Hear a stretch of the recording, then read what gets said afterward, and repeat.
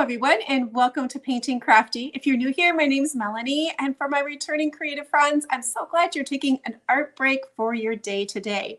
Today we're going to be continuing on with our birthday flower series. So I'm going to be walking you step by step of how to create this little fun bunch of pretty bouquet of watercolor gladiolus. I'm going to break it down into some easier steps so it makes it easier to draw, and then I'm going to be showing you the watercolor steps. I'm going to show you how to use just to create a loose, easy watercolor flower. So for those of you who would like some extra help for drawing, because I know not everyone likes to draw, you can easily go over to my Ko-fi page. My Ko-fi page is like a Patreon page. That's where I host my subscription. It's very reasonably priced for all of the line drawings, for all of the things that I teach on my YouTube page for my drawings. So you might want to pop over there, check it out, see what I have to offer. It's easy to join, reasonably priced, and I'd love to have some more creative friends join me there. It's a great way for you to support my channel. I so appreciate all my sketchbook subscription group there. Well, let's go ahead and start with the drawing steps, and then we're going to be working into the watercolor. This is an example of what the line drawing would look like, what you would get if you become a sketchbook member. And a light box works perfectly to be able to trace these. A light box has an underneath light. You can put your copy paper, the copy that you'll get off of, that you'll print off, and it will shine through to your watercolor paper. It's a great way to make a quick and easy process of doing the sketching process. But I'm going to be breaking it down today so you can follow me along and learn how to draw it. There's a few little things I want to say about the gladiola flower. The gladiola flower has 6 petals. There's 3 that are the primary ones that are in the front. If you kind of figure a star shape where there's going to be 1 in the middle, 2 off to the side, and then there's 3 off in the background. It's also a funnel shaped flower, and what's really kind of unique about the gladiola is that all of the flowers are usually on one side of the stem, so they don't go all the way around, which I thought was kind of unusual.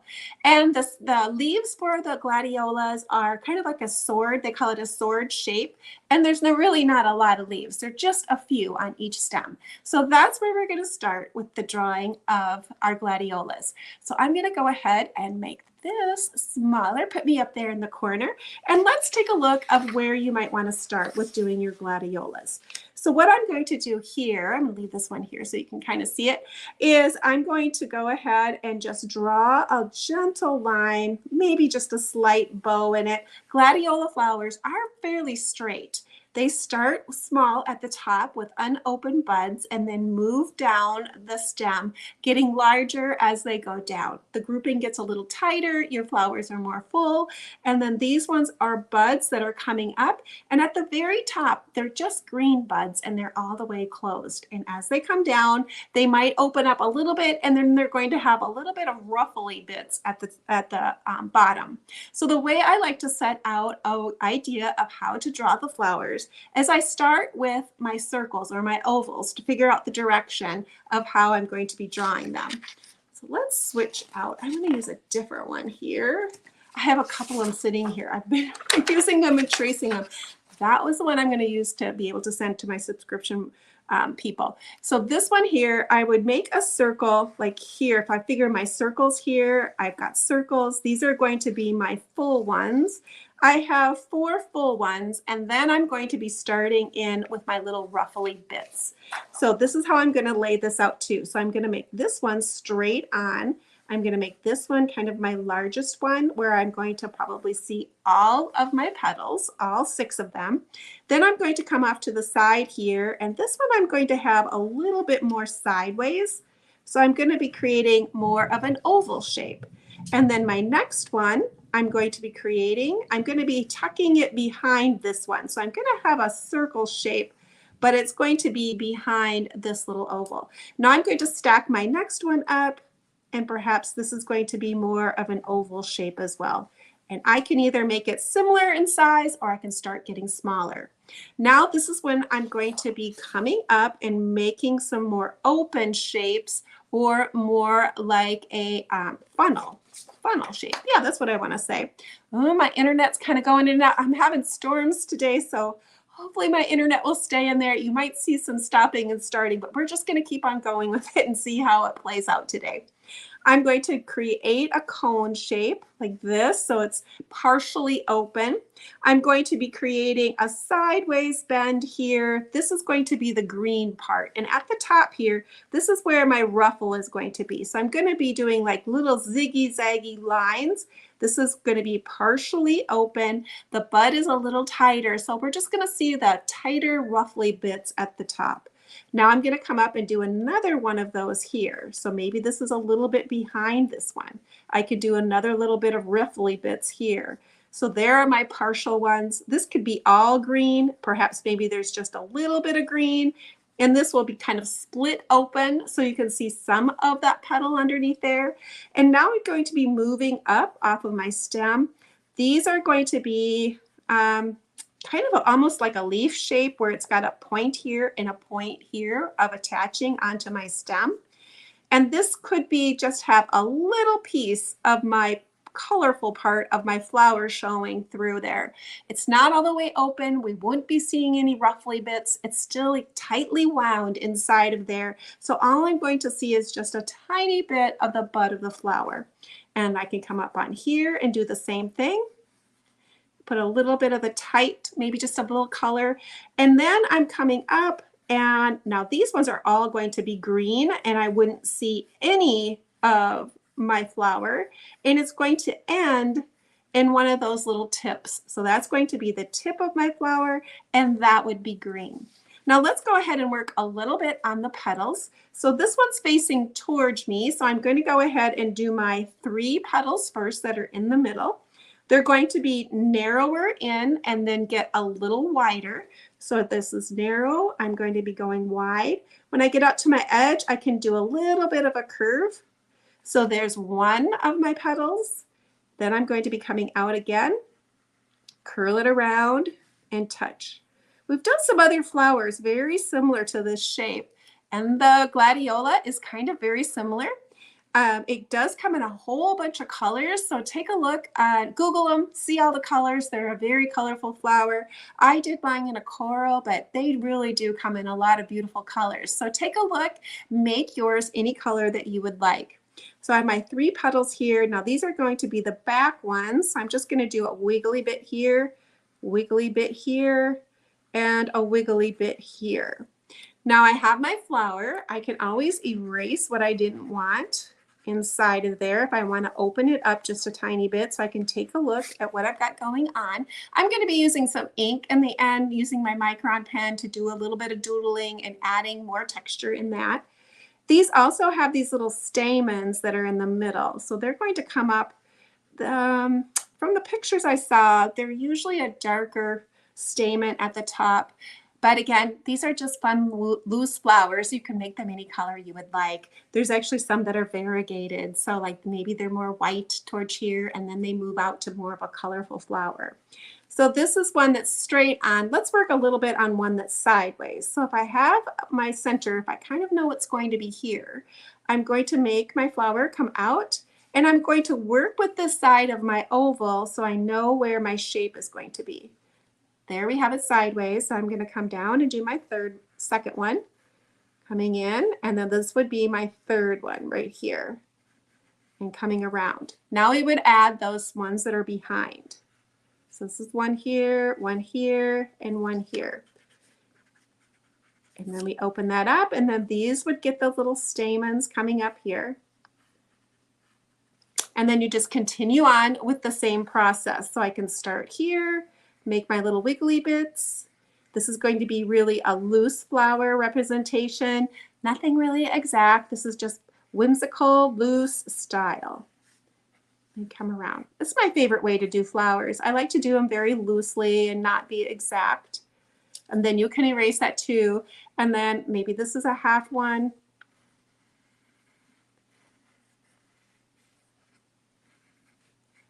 And sometimes the quicker we do these, the faster we do these, the easier they're going to be and the more loose they're going to be. So that is how we create the flowers, the semi-open ones, and then just the little buds as they go up. Now let's go ahead and put a few leaves in there. They have a sword look to it, so it's a little wider here, and then it goes in to the top, so it points up like that. So let's go ahead and put a few of those in there. So this is going to come up. I'm going to come to a point like a sword and then come back down. And there we have the one side. And then I'm just going to put another one in here. The leaf is just kind of a filler in my drawing.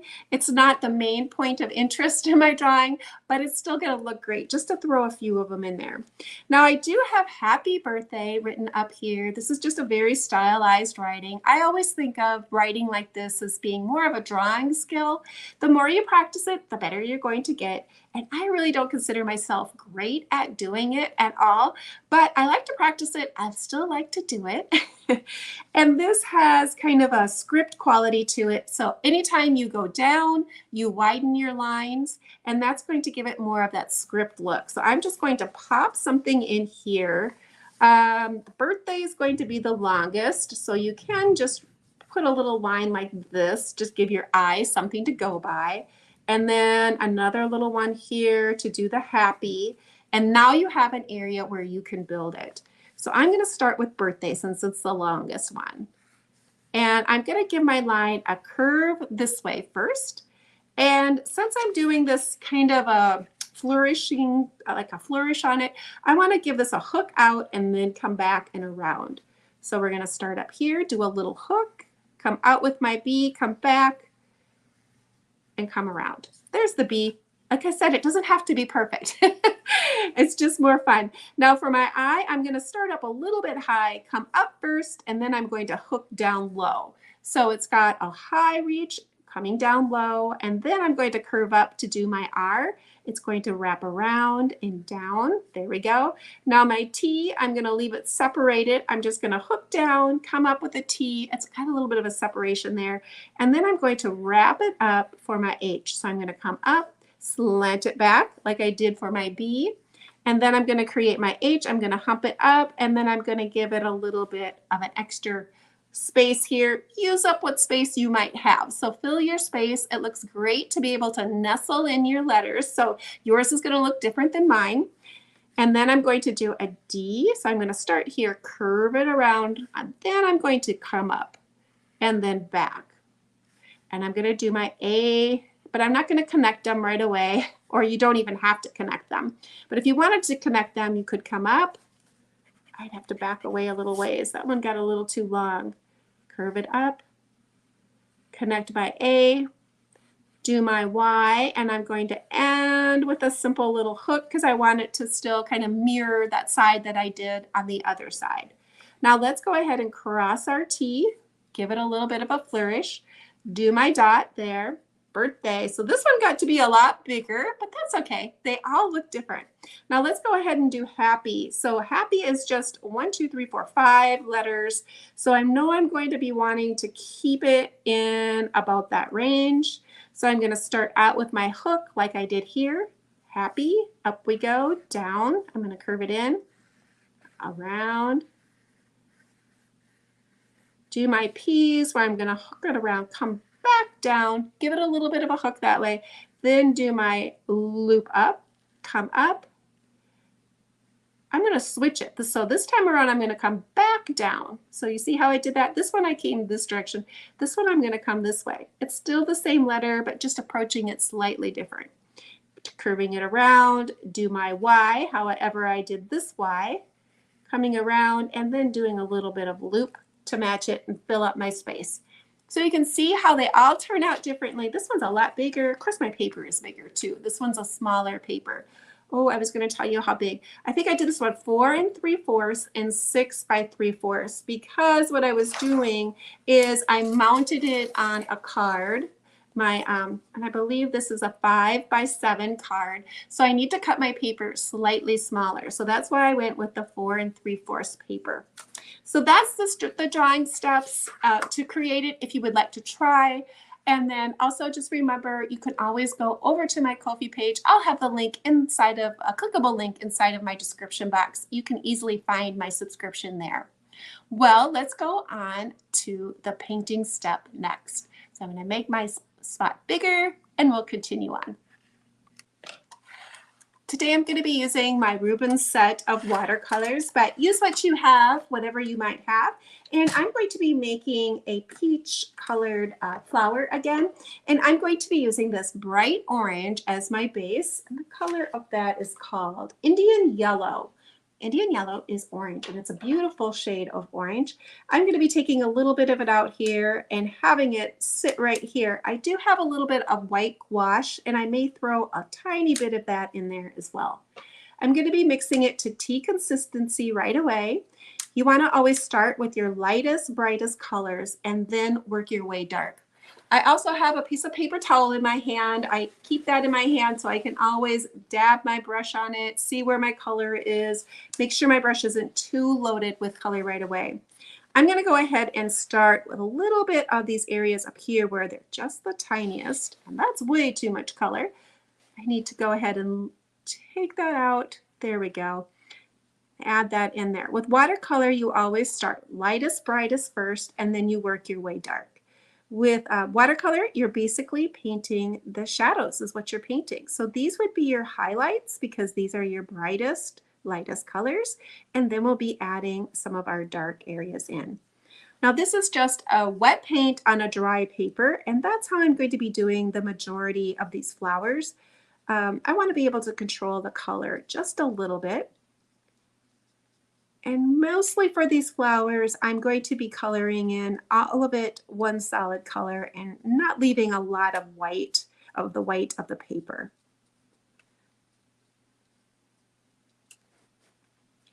I'm going to be doing the same process throughout this picture. I'm going to be going ahead and laying in my base colors and then adding on top. So I'll be adding my first layer, giving it a chance to dry, and then going ahead and then glazing in another layer. You do want to give your paper a little bit of time to dry so you can go ahead and lay those next colors on there. If you don't give it time to dry, the colors are going to lift a lot easier when you go. It'll be removing your paint, and you really don't want that to happen unless you're really trying to intentionally do that lifting color. But other than that, you really want to give your paper a little bit of time to dry before you do your next layer. So I'm most likely going to speed up this video at a certain time, but I'll pop back in and tell you some of the steps that I'm doing. So here I'm just laying in my lightest colors. I'm going to let this dry and then add another layer in. The next layer, I'm going to be using less water, so a little bit more towards milk consistency. Now, because all of these flowers are the same color, you do need to make some differentiations in the color. I'm going to choose to make my front center one more colorful because it's the closest to me, and she's going to be the primary flower of the show. So she's going to have more layers, she's going to have more color, and then these ones in the back are going to be less colorful, less detail as they go back.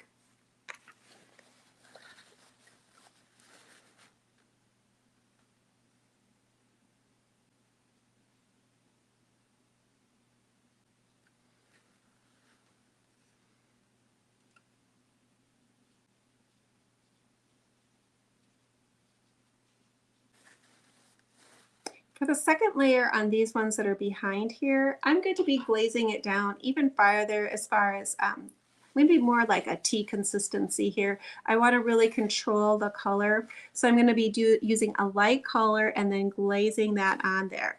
Really trying to control the amount of coloration that I have on there. And remembering too that watercolor does dry lighter as it dries. So the colors that I'm seeing when they're wet are not necessarily the color that I'm going to be seeing when they're dry.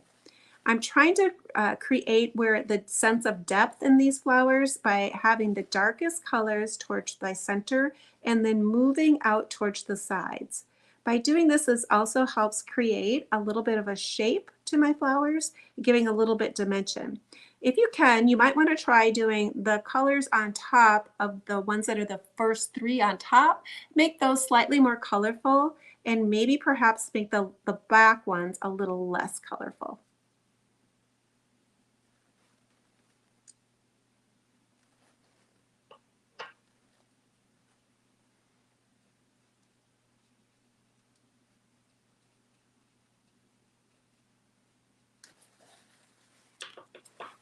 Okay, they're starting to come together. I'm going to add another layer of my orange. So I'm going to come in, add a little bit more color, and I'm going to be centering mostly on the center of this flower. So I have a nice kind of milk consistency here, and I'm going to go ahead and give it a tap towards the center. My paper is slightly damp here, so I should be able to still get my color to kind of move on its own and up through the flower. And I'm mostly going to do it right in those main three that are on the very top.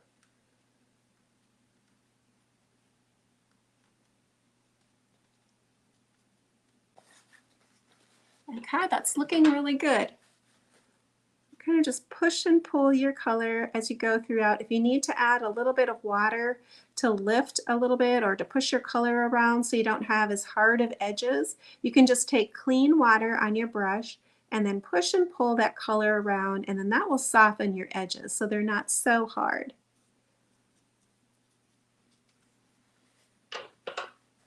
Let's add a little bit more interest to this one as well. Let's pick up a little bit more color. And again, I'm going to kind of focus just on the three center ones and adding a little bit more depth there. I still need to have some sort of separation in between this flower and that flower, so I'm going to be able to see a little bit more detail. I would see more of a shadow underneath here because this one's laying on top of it. Add a little bit of shadow in there.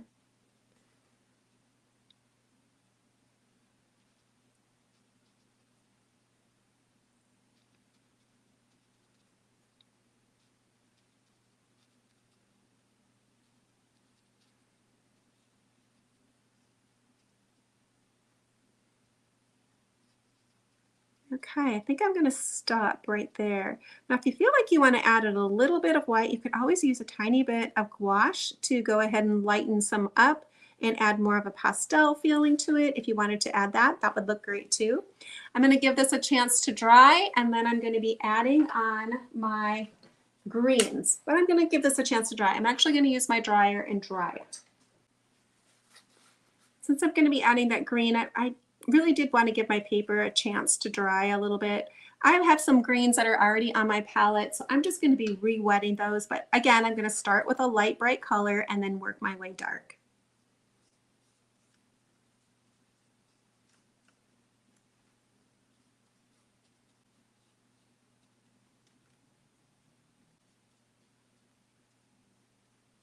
Okay, that green is definitely bright and colorful. I want to go ahead and darken that color. Now my greens are still kind of wet from when I was able to do this pretty quickly because it's such a small little flower. I'm going to be picking up like a medium shade of green here, and I'm going to tap a little bit of that onto my leaves and add, just choose like one side to have a shadow on, and I'm going to just lay that in there, leaving a little bit of that limey green still showing through.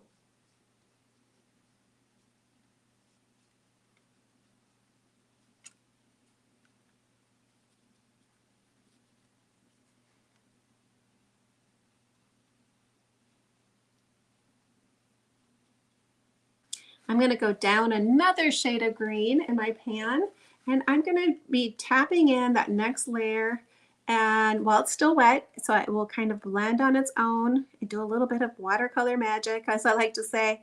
Because it's wet, it's going to just blend and creep and crawl inside of there. I'm going to add this one to be really dark down here because this would definitely be in shadow.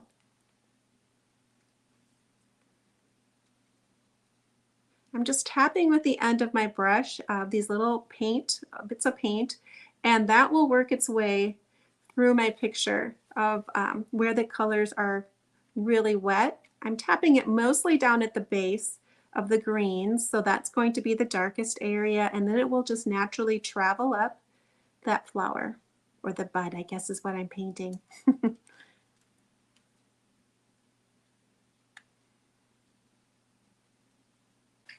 Okay, let's give that a try as well and see where we are with that, and we'll continue on with our next step. I'm going to come in and I'm going to use my orange again, but I'm going to very much loosen that color up, and I'm going to take just the tiniest bit of brown and warm that color up just a little bit. I'm going to add just a little bit of antiqueness to it. Okay, that looks good. It's nice and watery. Give it a tap. And I'm just going to be going on here in my background and then switching my direction. I think I could even use a little less. Let's use a little bit more brown. That's a little bright for what I really wanted it. More watery. And creating a background. Now I'm scooting close to my flowers, but when I get to that green area, I do want to avoid getting too much of that color next to my green.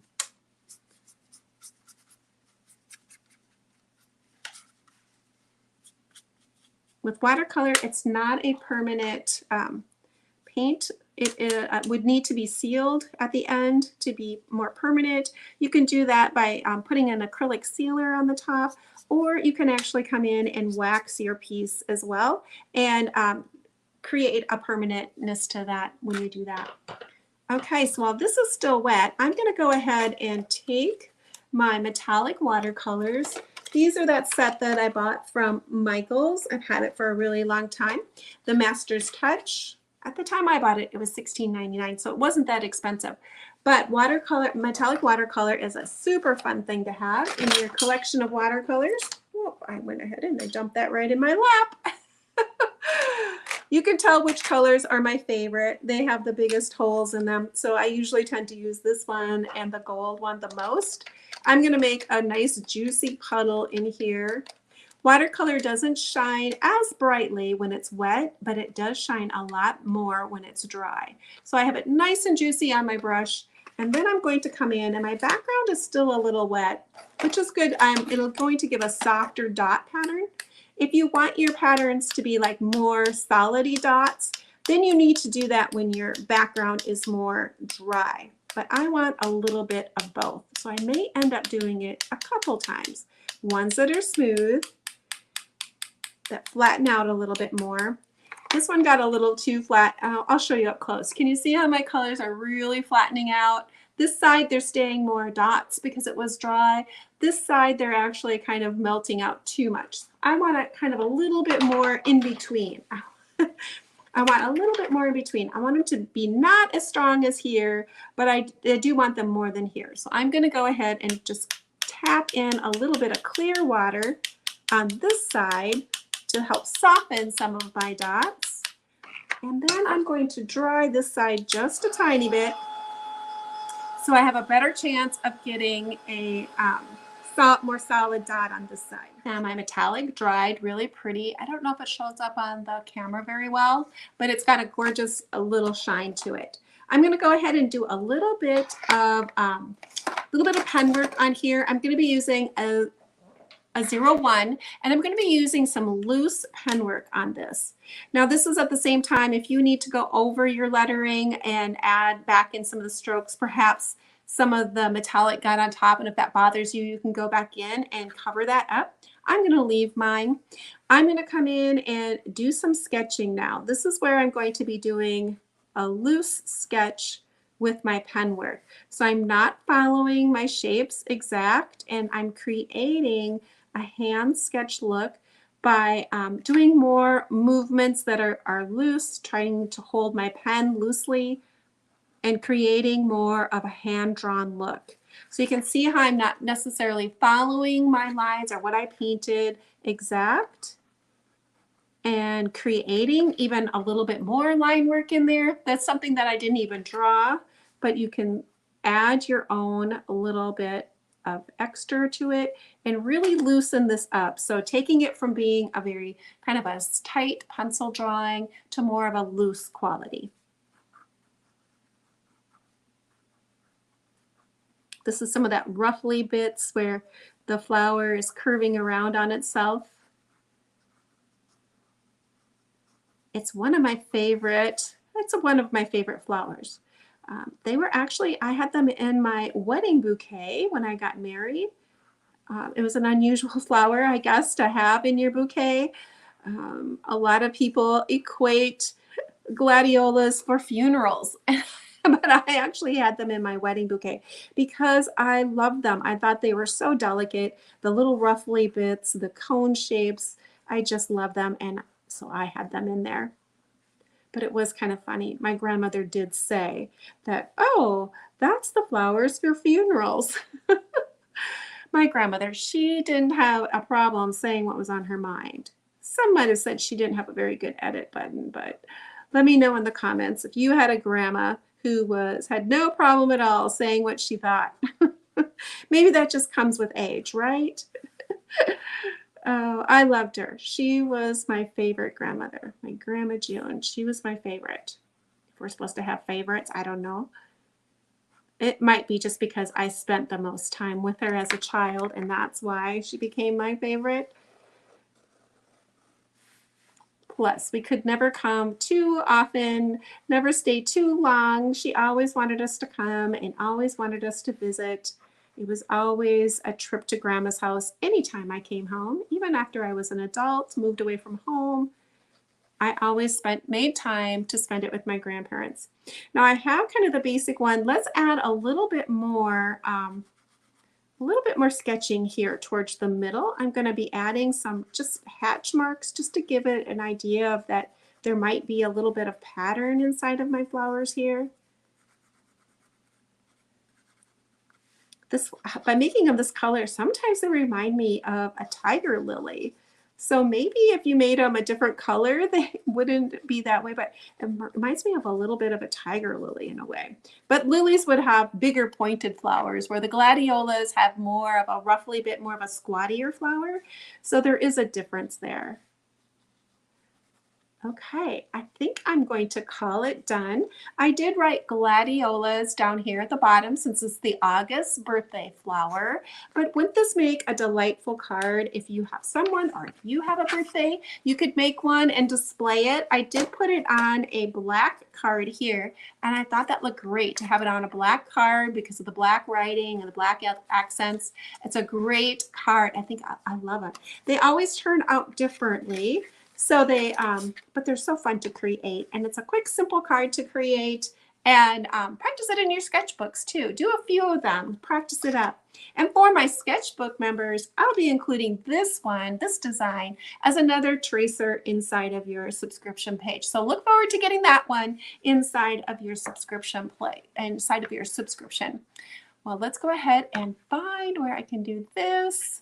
Well, that is it, my friends, for joining in today. And if you're new to my page and you love art and you like drawing, painting, all the fun things, you might want to consider subscribing. Hit that bell because then you'll get notification from YouTube when I put up a new video. And I'd love to have new friends. And if you do want and you would like to share yours, there will be a link up on my Facebook page. I have a Painty Crafty Facebook page, and there's always a little promotion of what our drawing is going to be for the week. Post yours underneath there. I love to share it. If you want to share, I love to share other people's drawings because it doesn't have to look like mine to be good.